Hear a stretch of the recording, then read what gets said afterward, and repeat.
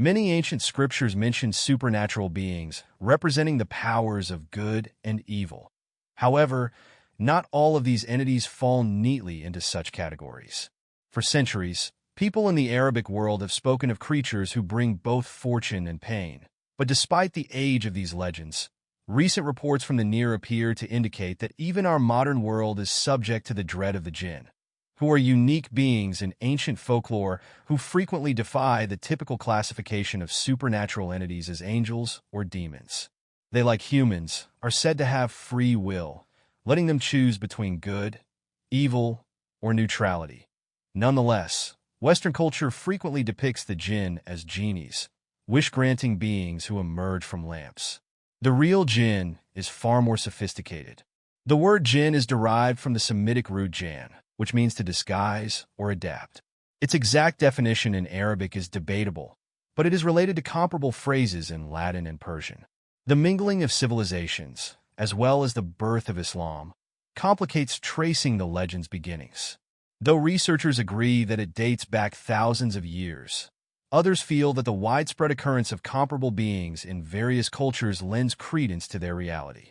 The Jinn's descriptions have varied over the years, but they are commonly thought to be shapeshifters formed by smokeless fire or searing wind. They can take on human form, as evidenced by luminous eyes or ethereal bodies, or as animals such as snakes and dogs. The Jinn, like angels and humans, are sentient beings created by God, and their behavior is more regularly represented in the Quran. They can either follow or oppose Allah, and they are capable of both compassionate and evil actions. Although they prefer to avoid human relationships, they may become fixated on individuals, influencing their lives through love or, more typically, by bringing misery and suffering. Though many reject the Djinn as a fable, some evidence suggests that these ancient traditions may include more truth than previously thought. Thank you to BetterHelp for this compensated relationship. I've struggled with anxiety since I was a child, as have many other people. I remember having a panic attack in school assembly when I was 11 years old. For many years later, I avoided large groups and open areas, but I've now been with a therapist who has helped me understand the source of my anxiety. We're using hypnosis to rewire the way my mind triggers that anxiety reaction and how to better cope with it when it happens. It has actually helped me in a huge way, but you don't have to have anxiety, depression, or another specific ailment to benefit from therapy. Anyone may benefit from making an effort to better themselves. And that is exactly what therapy is, a secure place to help you better understand yourself without fear of criticism and establish healthier behaviors to feel better. Finding the proper therapist and getting started can be a time-consuming process, but BetterHelp, the video's paid partner, is on a mission to make therapy more accessible. All you have to do is fill out a questionnaire, and you'll be matched with a skilled therapist within a few days. One of the best aspects of BetterHelp is that if your current therapist does not feel like a good fit, you may quickly transfer to another until you find someone with whom you truly connect. If you're struggling and believe you'd benefit from a therapy session, click the link in the description or visit BetterHelp. Come for bedtime tales and save 10% on your first month of therapy. Matt MCH is the host of the Planet 412 YouTube channel, which delves into the field of paranormal investigations. His profound interest in the unknown stems from personal encounters with inexplicable phenomena. Matt was born in Ohio, but his family is from Lebanon, and he grew up hearing scary stories passed down through generations. One of the most disturbing stories he heard was about his great-aunt Alice, which happened when she was a child. She had been playing alone in the family house one afternoon as her father worked outside in the yard, feeling comfortable because he was close. Nevertheless, as she continued to play, an overpowering sense of discomfort crept in. Looking about, she noticed nothing unusual. Everything in the room appeared to be normal, yet the agony persisted. Her gaze ultimately focused on a shadowy nook near the kitchen door. Unlike the rest of the room, which was flooded with brightness, this nook was shrouded in darkness. As she gazed, she saw that the blackness appeared to alter. For a brief period, It even took on the shape of a human person before returning to its vague form. She tried to focus on her game again, thinking it was simply a little prank, but couldn't help but look back every now and then. On her third glance, she noticed something that made her heart stop. The door in the corner was now slightly ajar, and through the crack, she could see the silhouette of a man, or what appeared to be a man. The figure was completely black, with no features, as if it were composed of shadows. She started crawling backwards out of dread, her gaze fixed on the black creature as the door cracked open wider. The mysterious figure entered the room carefully. A pair of sparkling emerald green eyes materialized on its face, staring directly at her. Panic flooded through her body, and she yelled for her father. But her cries did not deter the beast, which resumed its slow, deliberate approach from across the room. Hearing his daughter's panic screams, Matt's great-grandfather dashed to the front entrance of the house, which went directly into the living room, only to discover that it would not open. The door was neither locked nor impeded, but it refused to open. Desperate to reach his daughter, he grabbed a nearby cinder block and cracked one of the panels. When he looked inside, he was transfixed by fear. His daughter was hunched in the corner, her big eyes locked on a tall, human-shaped shadow approaching her as he yelled. It appeared irritated by the intrusion and slowly turned its head toward him. Its face was featureless except for piercing, brilliant green eyes. He felt a strong sensation of dread as soon as their eyes met. Desperate, he began kicking at the door, splintering the wood, and severely hurting his leg. Finally, with one more shove, he slid into the room and landed on the floor, but it was too late. The shadowy form vanished before his eyes. Matt's great-aunt's initial relief from his intervention quickly turned to grief as her father got seriously ill. A doctor who examined him diagnosed him with gangrene, which was most likely caused by bacteria from the decaying wood of the door near the river. When he hurt himself while breaking through, the pathogen entered his bloodstream. Just 3 days later, Matt's great-grandfather died of the sickness, leaving his daughter to wonder for the rest of her life if she was the true target of the green-eyed phantom or if the malevolent presence had simply lured her father to his demise. One evening in 2018, a young guy named Rami drove home from a stressful family gathering. His cousin sat in the passenger seat beside him, with his mother and aunt in the back. The weather had been unusually hot and humid, and to make matters worse, the family had left the gathering on bad terms following an argument. The mood in the car was heavy due to the sweltering heat and seething tempers. No one talked. Each family member was engrossed in their own thoughts, repeating the events of the quarrel. Their destination was several towns away, and by the time they got there, it was dark. Fortunately, the familiar roads were now illuminated by streetlights, leading them forward. As they approached the outskirts of town, the automobile went past the railway station, which was a familiar sight, albeit long closed for the evening. Rami had an uncontrollable impulse to stop and slammed on the brakes, bringing the automobile to a quick halt in front of the station. Surprisingly, no one else in the truck appeared astonished or questioned his abrupt stop. Instead, his cousin's mother and aunt stared silently at the darkened building, as if in a trance, attempting to shake the uneasy feeling. Rami was startled by a gasp from his cousin, who grabbed his leg and pointed to the driver's side window. In the darkness, a figure ran towards them from a grove of trees by the road as it passed under the feeble light of the street lamp. Rami caught a glimpse of its unusual appearance. The person's garments were filthy and mud-stained, but Rami knew they had previously been clean. While their long, unkempt hair hung across their faces, reaching down to their shoulders, it was their legs that bothered him the most. They were unnaturally long, causing the figure to move in a strange, skipping motion, and the body bent and sway.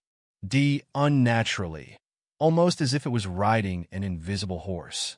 Rami was afraid, but he couldn't turn away. Worse, he couldn't move his foot. It was on the pedal, but he couldn't drive away. It was as if some unseen force had focused his attention on the approaching stranger. The shouts of his family seemed distant and muffled, as if he were hearing them through water. A panicked cry from his mother broke through the haze, jolting Rami out of his stupor. He pressed the accelerator and drove away down the road. As he looked back, the the figure was still coming towards them in the murky light. Rami saw the hair around its face section, which revealed smooth, featureless flesh where a face should have been. The terrified shouts of his passengers filled the car as he drove away from the atrocity. He saw the figure in his rearview mirror for the last time, kneeling in the middle of the road where the car had been, its unnaturally long arms waving menacingly after them as they sped away into the night. Lebanon is often misunderstood as a desert country, but it actually borders the Mediterranean Sea east of Cyprus and has lush landscapes, including large nature reserves filled with dense cedar forests. In 1992, a young CEO went to a business conference near one of these natural regions. Eager for a vacation from work, she asked the hotel staff for advice, and they advised she go for a trek in the adjacent forest. She set out on a trail, excited for the stroll, but to her disappointment, the path was not as well marked as she had hoped. She quickly became hopelessly lost, and her first thrill of excitement gave way to anxiety. After an hour of unsuccessfully attempting to retrace her steps, her anxieties grew, not just because she couldn't find her way back, but also because something seemed strange about the woodland. When she initially entered the woods, the sounds of birds chirping and squirrels rustling through the leaves filled the air. Suddenly, everything was strangely quiet.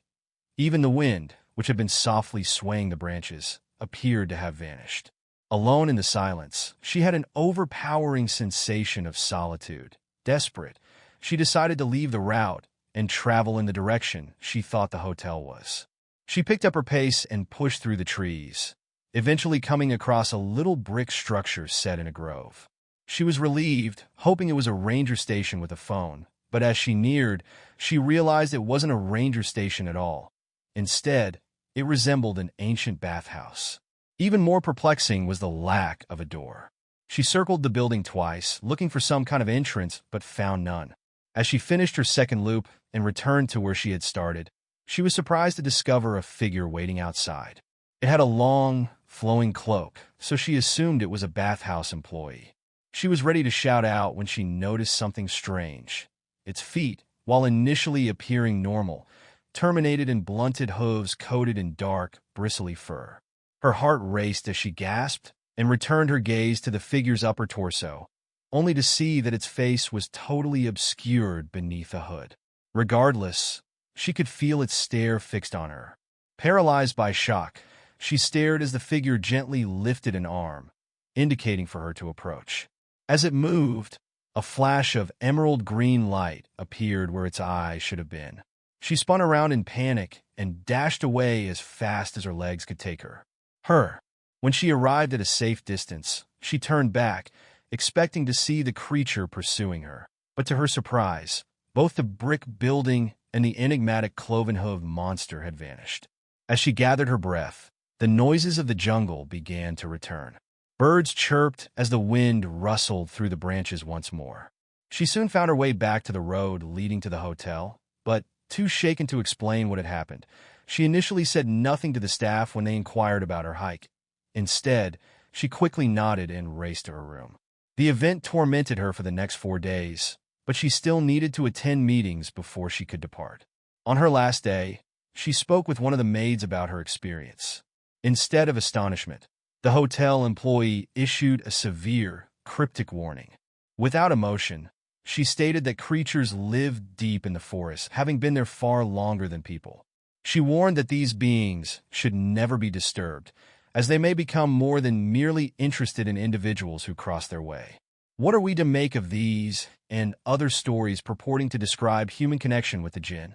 The creatures engaged exhibit a brazen and somewhat mischievous personality, which is a common thread in such interactions. The Djinn showed no fear of humans. Instead, they appear to be well aware of their power and confident in how little humans can do to fight them. Those confronted with the Djinn, on the other hand, are almost always overcome with tremendous terror. Many claim feelings of panic and an overwhelming impulse to flee, or, as in Rami's case, a peculiar drive to act against their better judgment even before seeing the thing itself. With such a diverse set of skills and actions attributed to it, it becomes frustratingly difficult to describe or identify what the Djinn genuinely is. Western researchers frequently draw parallels between Djinn and Fae from Celtic, Slavic, and Germanic folklore.